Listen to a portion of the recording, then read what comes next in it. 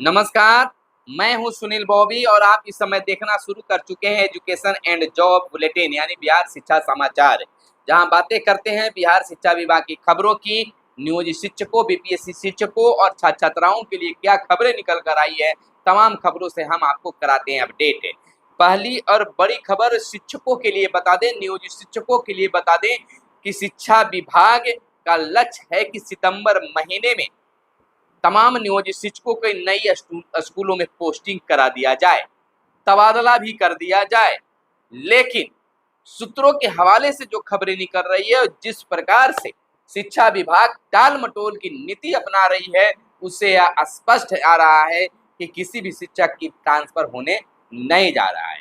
जो शिक्षक जहां है वहीं विशिष्ट शिक्षक के रूप में काम करेंगे, राज्यकर्मी का दर्जा मिल जाएगा, क्योंकि सामने चुनाव है और कोई भी सरकार इतनी बड़ी रिस्क नहीं ले सकती है। इसलिए भले ही शिक्षा विभाग फिलहाल दावा कर रही है, लेकिन यह दावा किस तरह से अब तक 18 सालों से फेल होते आ रहा है, उसी तरह से एक बार फिर से फेल होता दिखने लगा है। क्योंकि अगर सब कुछ करना रहता तो सक्षमता 2 की परीक्षा बार बार कैंसिल नहीं होती। एडमिट कार्ड जारी होने के बाद भी परीक्षा को रद्द कर दिया गया और रद्द करने के बाद 1 माह भी बीत गया, फिर भी परीक्षा नहीं ली गई है। अब एक बार फिर से सूचना जारी की गई है कि 23 तारीख से यानी 23 अगस्त से सक्षमता 2 की परीक्षा ली जाएगी। उसके लिए एडमिट कार्ड जारी होने की भी सूचना बाद में निकाली जाएगी, यह विभाग का कहना है। तो किस प्रकार से सक्षमता परीक्षा पास शिक्षक 1,87,000 कुछ जो हैं, उनकी काउंसलिंग अभी पूरी भी नहीं हुई है। कई तरह की लापरवाहियां देखने के लिए मिल रही है। क्या इस हाल में सरकार रिस्क लेना चाहेगी और विभाग इतनी आनन फानन में स्कूल पोस्टिंग करा लेगी? सबसे बड़ी समस्या है सक्षमता 2 की परीक्षा। जब तक सक्षमता 2 की परीक्षा रिजल्ट जारी नहीं हो जाता है, काउंसलिंग नहीं हो जाती है, तब तक यह संभव भी नहीं है। क्योंकि अगर सक्षमता 1 की अगर पोस्टिंग करा दी जाती है तो बहुत बड़ी परेशानी का सबब बन सकता है। फिलहाल हम आपको बता दें कि एक बड़ी खबर और निकल कर आ गई है कि काम में लापरवाही पर 7 बीआरपी का सेवा समाप्त। स्कूलों के निरीक्षण के लिए रोस्टर का नहीं किया अनुपालन। आपको बताते चले कि सीतामढ़ी जिले से यह खबर निकल कर आई है कि सीतामढ़ी जिले में स्कूलों के निरीक्षण के लिए निर्धारित रोस्टर के अनुसार कार्य के आपको बताते चले कि कार्य के प्रति लापरवाह पाए गए 7 बीआरपी की सेवा समाप्त कर दी गई है। यह कार्रवाई विभागीय आदेश के आलोक में डीईओ प्रमोद कुमार साहू ने की है। उन्होंने कहा है कि विभागीय आदेश के तहत स्कूलों के निरीक्षण के लिए निर्धारित रोस्टर के अनुसार सभी अधिकारियों और कर्मियों को स्कूल आवंटित किया गया है, जिसका अनुसरण प्रत्येक सप्ताह में कम से कम एक बार अनिवार्य रूप से किया जाना है। लेकिन लापरवाही बरती गई है, जिसके चलते उन्हें बर्खास्त किया गया, सेवा समाप्त किया गया है। अब मार्गदर्शिका के अनुसार होगा कक्षाओं का संचालन। शिक्षा विभाग के द्वारा मार्गदर्शिका सार्वजनिक की गई है और उसके अनुसार ही अब स्कूल चलाए जाएंगे। कक्षा शुरू होने से 10 मिनट पहले सभी शिक्षक पहुंचेंगे अपने अपने स्कूल। यानी कि हम आपको बताते चले पूरी खबर को कि सरकारी स्कूलों में अब मार्गदर्शिका के अनुसार कक्षाओं का संचालन किया जाएगा। जिला शिक्षा पदाधिकारी जो है वह बताते हैं कि अपर मुख्य सचिव के निर्देश पर सभी स्कूलों को मार्गदर्शिका उपलब्ध कराया जाएगा। इतना ही नहीं, बच्चों को अब से अपने बैग में 5 चीजों को रखना अनिवार्य कर दिया गया है। वहीं कक्षा शुरू होने से 10 मिनट पहले सभी शिक्षक स्कूल पहुंचेंगे। सरकारी स्कूलों में गुणवत्तापूर्ण शिक्षा और शिक्षण प्रबंधन व्यवस्था को दुरुस्त करने के लिए शिक्षा विभाग ने शिक्षक मार्गदर्शिका जारी की है। इसके अनुसार स्कूलों का संचालन होगा। सब कुछ बंधा हुआ रहेगा, टाइम फिक्स रहेगा, उस टाइम के आधार पर ही स्कूलों का संचालन होगा, कोई इधर से उधर नहीं कर सकते हैं। वहीं सीटेट में 60% से कम अंक पर नौकरी पाने वाली 14 शिक्षिकाओं की सेवा समाप्त। सख्ती है, प्रमाण पत्रों की जांच के बाद विभागीय निर्देश पर कार्रवाई हुई है, मांगा गया है फिलहाल स्पष्टीकरण। आपको बता दें कि कैमूर जिले में सीटेट में 60% से कम अंक पर नौकरी करने वाली 14 शिक्षिकाओं की सेवा समाप्त कर दी गई है। बता दें कि विभागीय निर्देश के आलोक में इन शिक्षिकाओं के प्रमाण पत्रों की जांच की गई। जिससे सीटेट में कम अंक प्राप्त करने वाली शिक्षिकाओं की सेवा समाप्त करने की कार्रवाई की गई है। इससे पहले औरंगाबाद में भी बड़ी कार्रवाई हुई थी और कई शिक्षकों की सेवा समाप्त कर दी गई। वहीं नाम की स्पेलिंग में अंतर से काउंसलिंग में परेशानी। ऑनलाइन आवेदन के समय अपलोड किए गए प्रमाण पत्र से ही करना है मूल प्रमाण पत्र का मिलान।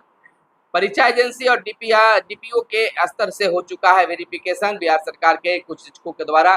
वहीं हम आपको बताते चले कि कई शिक्षकों को परेशानी हो रही है।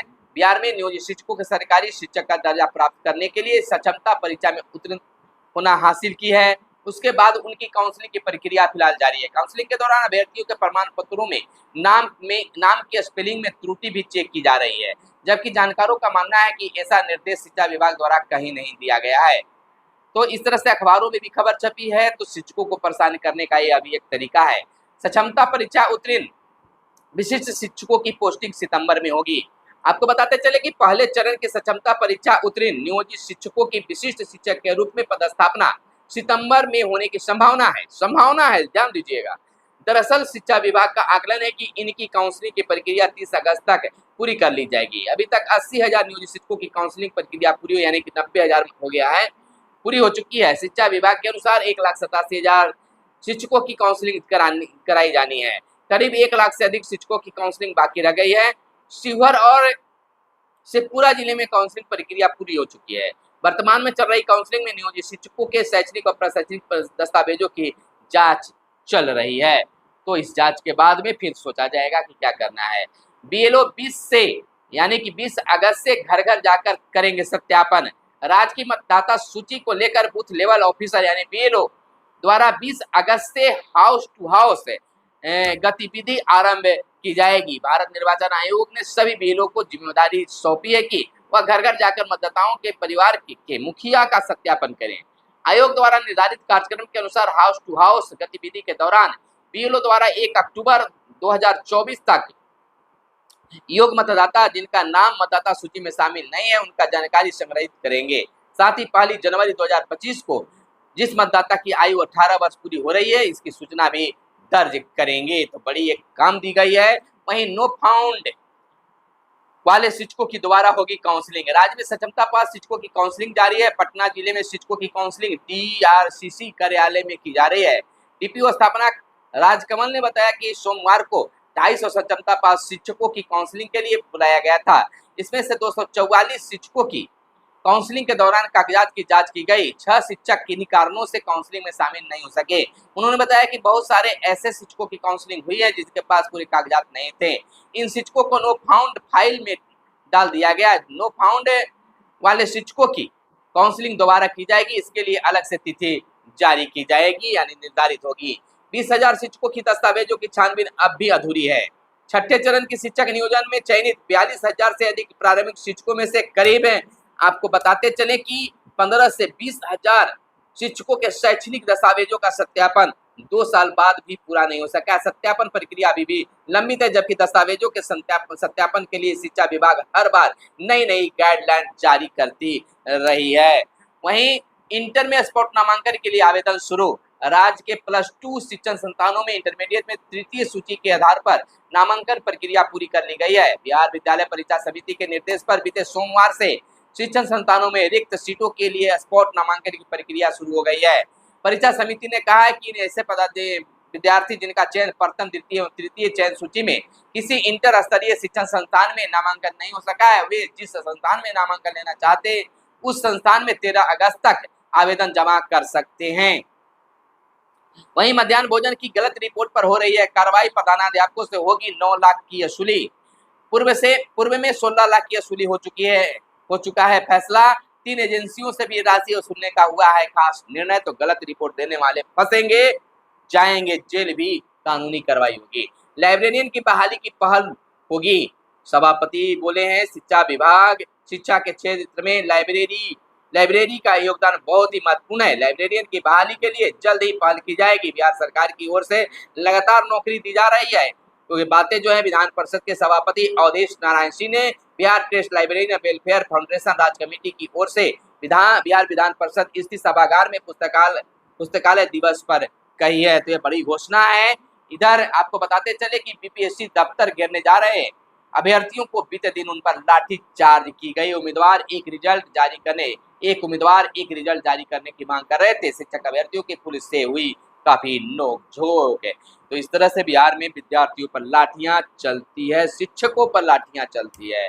27,642 छात्रों ने प्रवेश पत्र किया है download. Bihar Vidyalaya Pariksha Samiti talent search test in mathematics sciences कक्षा 6ठी से 12वीं के लिए 1 सितंबर कराएगा। परीक्षा के लिए 24 जुलाई को ही प्रवेश पत्र वेबसाइट पर जारी कर दी गई है। परीक्षा के लिए लगातार डाउनलोड किए जा रहे हैं। वहीं आपको अगली खबर हम आपको बता दें कि बिहार में लगातार शिक्षकों की मांग होती रही है कि शिक्षकों की ये लाभ दिया जाए, लेकिन लाभ नहीं मिला है। वहीं मंगल कुमार शाह ने बड़ी मांग की है कि 12 वर्ष सेवा पूर्ण करने वाले नियोजित शिक्षकों को मिले प्रोन्नति।